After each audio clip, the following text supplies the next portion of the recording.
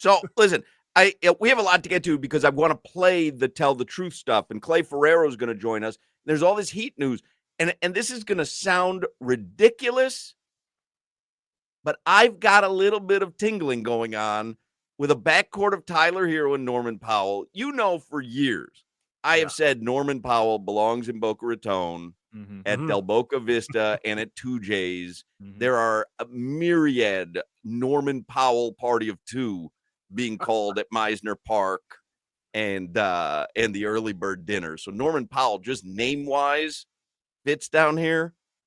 But if I say to you, knowing that the East is kind of weakish, a backcourt of Tyler Hero and Norman Powell and a front court of Bam Wiggins and Khalil Ware, that's not the worst lineup. In fact, it may cross over from not the worst lineup into a fairly potent lineup in the East. I'm not even lying.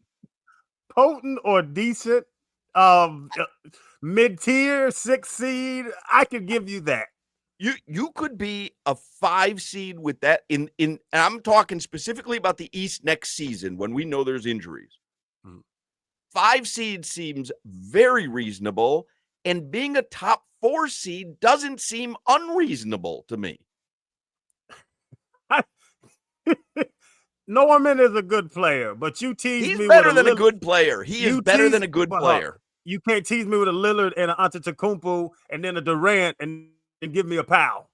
That's where I get it, but what we thought was going to happen, this is not that. Norman Powell, that's a legit acquisition for nothing, by the way. For absolutely nothing. No shade towards the future Hall of Famer Kevin Love, because he was a good Heat guy, but yeah, for nothing. Kevin Love wasn't playing basketball anymore. I'm surprised. Yeah, I'm actually, because I'm reading that, they're going to buy him out and then he's going to end up wherever he wants. I was surprised that he still wants to play. I really thought he was done playing basketball. Yeah, I thought he was doing the UD thing, but we'll see. Honestly, he can do the UD thing at one of his other stops throughout his career if he wants to. Well, he wants to retire. Go retire in Cleveland the season, right? Go retire in Cleveland. I read the Knicks and I've read Golden State. Yeah, he probably would have played a little bit more last year. Remember, he was dealing with some serious family issues, stuff, right? Right, personal stuff. So he probably would have played a little bit more in that Cavaliers series. I'm not saying it was a difference between how it ended and Kevin Love playing, but he probably would have been on the floor a little bit more than we remember. Well, I'm just telling you, I don't know how Solana feels, but Norman Powell is, I love the name because I've always loved Norman Powell. Who was the other guy Toronto had when it was the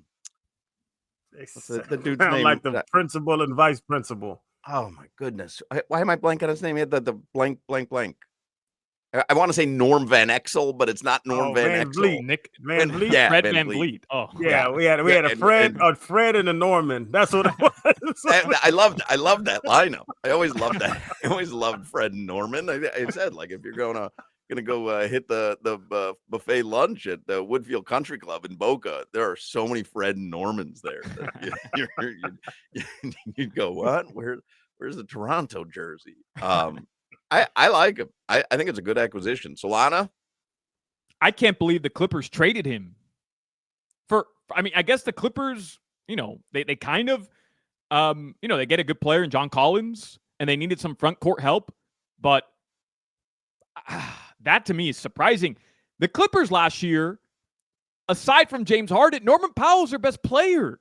Their best player. We saw Norman Powell cook the Miami Heat. Is he on an expiring contract? He is now. So this is what the Heat did. They gave up 2 guys who probably wouldn't have played much next season, if at all. They get out from Kyle Anderson's contract, which was not a hefty contract, but a multi-year one.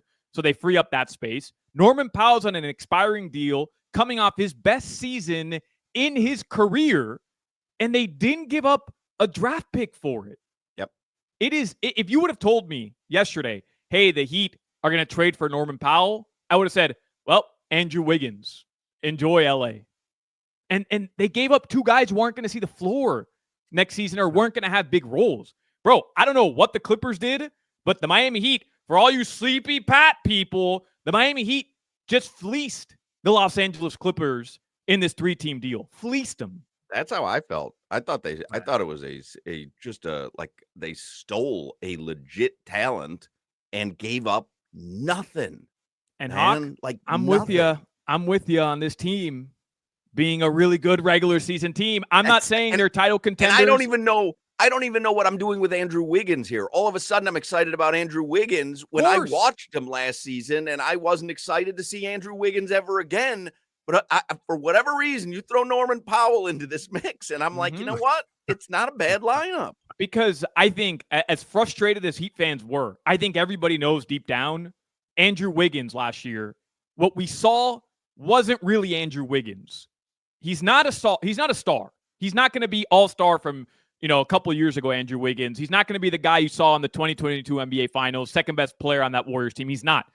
But now he doesn't need to be a focal part of your offense. He can be a complementary player and be more of a defensive wing, which is his type of role. That suits him. So I'm up on Andrew Wiggins right now as well, man. I really am. I like this team.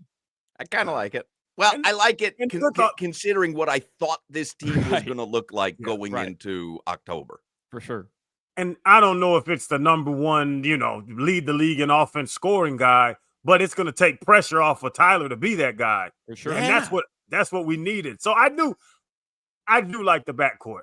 I do. And they throw old, Yaka in there every now and again, but I want to see old Norman. Well, I don't know if you've watched what he's done in Summer League. Here's Barry Jackson from the Miami Herald. Heavy Summer League guy, Hawk, I'll tell you. Heat first-round pick Yaka is 1 for 10 in 2 games at Summer League. Also had 5 turnovers yesterday. Way too soon to make any conclusion, obviously. But Barry Jackson says, I do wonder this. If he proves to be developmental guy this year, and Spo thinks Rozier and Drew Smith give him better chance to win behind Davion Mitchell, would Spo play Kasparis anyway? That would run counter to the instincts of many coaches. The Heat goal is always to win as many games as possible. That could be an interesting scenario brewing for Coach Spoelstra as we head into the season. I hate when you even say Terry Rozier's name. I'm not gonna lie to you. He got a lot of work. The funny thing is work to do with me. Everything that Solana said about Andrew Wiggins is everything we've said about Terry Rozier. Like I almost like it's like, well, now granted he was never a star, even though he had a couple good seasons. Like I felt like I just wonder if we're heading down that same path. With Wiggins that we did with Rozier. No, because Terry Rozier, no joke, Terry Rozier, we know what he is. The guy's a scorer. That's what his career's been. And he didn't do much scoring last year for the Miami Heat. He didn't do any scoring for the Miami Heat last year. So you literally can't play him because he doesn't do anything else. He's not a great point guard. He's not a great distributor. He's not a good defender. So he doesn't do anything else. So he literally was unplayable because he couldn't hit a shot. Andrew Wiggins is not unplayable if he can't score. I mean, he's a really good. My issue with him was he seemed like he didn't want to be here. That to me was like a telltale sign of a guy who wasn't happy. Again, I'm doing hey, this is what my eyes tell me. So that's not fair either. All I can tell you is this: on July 7th, this Miami Heat team is better than they were at the end of last season. Obviously, I'm talking about the Heat team that Jimmy Butler was no longer part of. And it's 1,000 times better than the Heat team we thought we were running it back with because there was nobody left. DeMar DeRozan was out there. Who else was out there? I mean, Bradley Beal was out there. This ends forever. The Bradley Beal conversation, forever. We can never have it again. This was the final gasp. You sure about that, Hawk? Yes. Are you sure about that? Because that ends it. The Miami Heat, and Crowder disappeared. I don't know what happened there, but by trading away 2 players and only getting 1 in return, the Miami Heat have opened up a roster spot. Now, does that mean it's for Bradley Beal? I do not know. Does it mean it's for Damian Lillard? Or 5 Reasons tweet out the Heat were never really interested in Bradley Beal. though. We've been Generally, talking about he's Bradley pretty Beal for 8 years. That's what I said. This puts this to an end forever. All right. Forever. Okay. But Huck, you talk about the roster. We know what improved it. Norman Powell improved the roster. Yeah. But also, I just to the Andrew Wiggins thing, to Jimmy Butler just totally breaking down the heat way and the culture and all that stuff and having to reset midseason. Now Andrew Wiggins can get in and really find out where he sits with this team. Like all of that. Like I think we overlook the Jimmy Butler effect more than we should.